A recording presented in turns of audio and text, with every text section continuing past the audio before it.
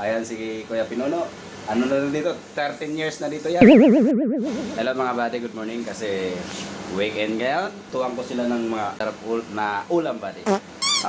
With decoration buddy na pagkaluto. Ito, janitor to dito. Bali siya yung pinaka matagalan na janitor dito sa Dino Base. Kaya yung mga darating dito, huwag kayong mag-alala, may tagalinis dito. Tinatawag namin yan na Jan. Jan.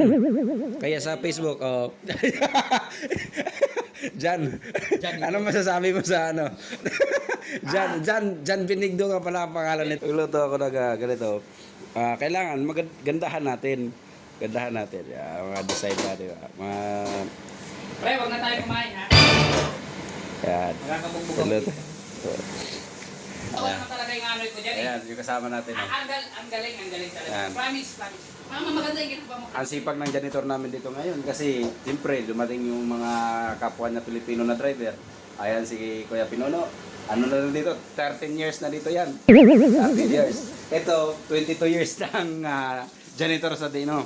Kaya ngayon, kung mapapansin mo, may hawak-hawak sang sandok. Bukod sa janitor, tagaluto rin yan. Tagaluto. Oh.